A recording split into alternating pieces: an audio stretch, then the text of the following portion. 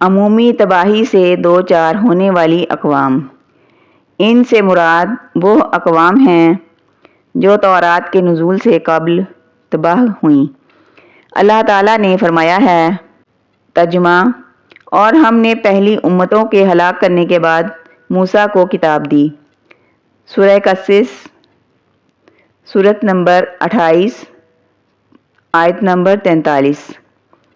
حضرت ابو سعید خدری رضی اللہ تعالیٰ عنہ سے روایت ہے، انہوں نے فرمایا، اللہ تعالیٰ نے تورات کے نزول کے بعد کسی قوم کو آسمانی یا زمینی عذاب کے ذریعے سے کلی طور پر تباہ نہیں کیا، سوائے ان بستی والوں کے جن کی صورتیں تبدیل کر کے انہیں بندر بنا دیا گیا تھا، کیونکہ اللہ تعالیٰ کا ارشاد ہے، اور ہم نے پہلی امتوں کے ہلاک کرنے کے بعد موسیٰ کو کتاب دی۔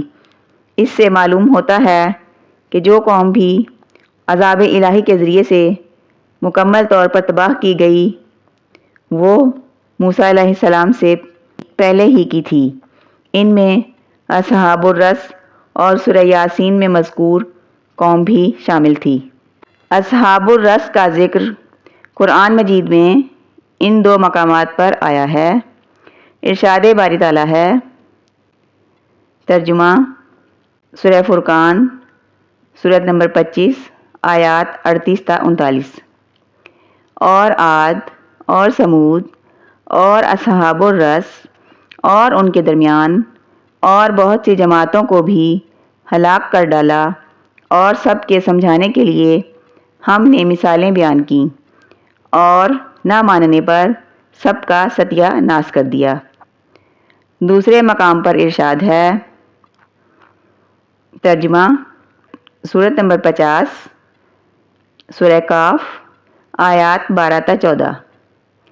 ان سے پہلے نوح کی قوم اور اصحاب الرس اور سمود جھٹلا چکے ہیں، اور عاد اور فرعون اور لوط کے بھائی اور بن کے رہنے والے اور تبع کی قوم غرض ان سب نے پیغمبروں کو جھٹلایا، تو ہماری وعید بھی پوری ہو کر رہی۔ ان آیات سے معلوم ہوتا ہے کہ ان لوگوں کو ملیہ میٹ کر دیا گیا تھا۔ عربی زبان میں راس اس کنویں کو کہتے ہیں جس کی منڈیر پتھروں سے بنائی گئی ہو۔ بعض حضرات کا خیال ہے کہ وہ ایک خاص کنواں تھا جس پر قوم سمود کا ایک قبیلہ رہتا تھا۔ وہی لوگ اصحاب الرس کے نام سے مشہور ہوئے۔ یہ بھی کہا گیا ہے کہ ان کے نام کے ساتھ مشہور ہونے کی وجہ یہ تھی کہ انہوں نے اپنے نبی کو کنویں میں پھینک دیا تھا۔ امام ابن جریر رحمۃ اللہ نے حضرت عبداللہ بن عباس رضی اللہ تعالیٰ عنہ کا قول روایت کیا ہے کہ اصحاب الرس قوم سمود کی ایک بستی کے باشندے تھے۔ ابن عساکر رحمۃ اللہ نے اپنی تاریخ میں شہر دمشق کی تعمیر کا ذکر کرتے ہوئے ابو القاسم عبداللہ بن جرداد کی تاریخ کے حوالے سے لکھا ہے کہ اللہ تعالیٰ نے اصحاب الرس کی طرف سے ایک نبی کو مبعوث فرمایا تھا جن کا نام حنظلہ بن صفوان علیہ السلام تھا۔ انہوں نے آپ پر ایمان لانے سے انکار کیا اور آپ کو شہید کر دیا۔ حضرت عاد بن اوس بن ارم بن سام بن نوح نے اپنی اولاد سمیت رس سے ہجرت کر کے احقاف میں رہائش اختیار کر لی۔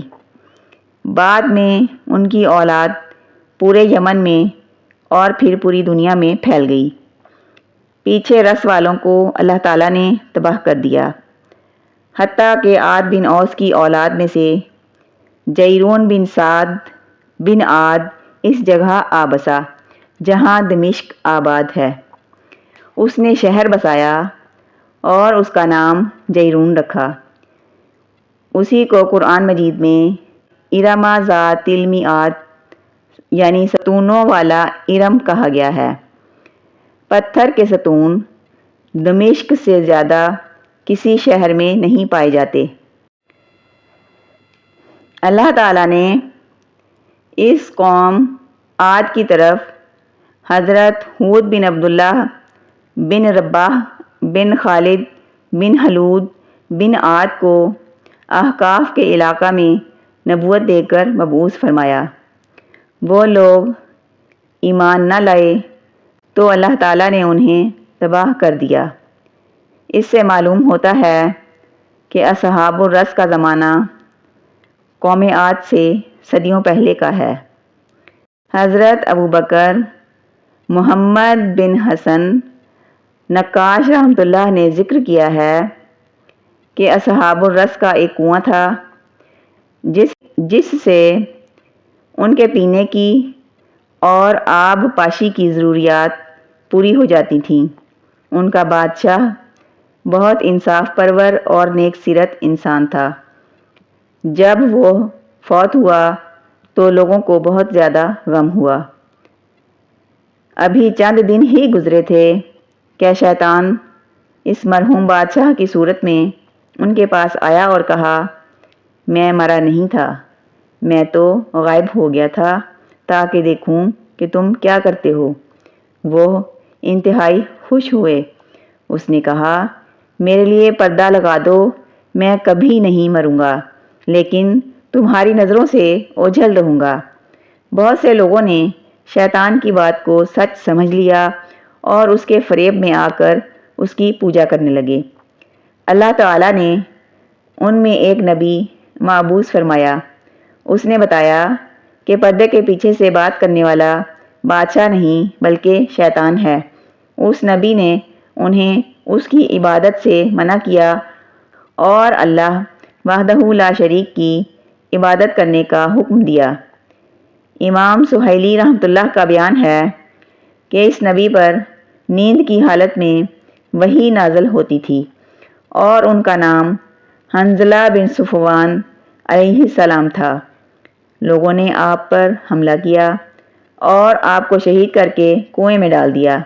نتیجہ یہ ہوا کہ کنویں کا پانی خشک ہو گیا، درخت سوکھ گئے، پھل ختم ہو گئے اور انہیں پیاس نے آ لیا۔ چنانچہ ان کے گھر ویران ہو گئے اور وہ ادھر ادھر بکھر گئے اور آخر کار سب کے سب ہلاک ہو گئے۔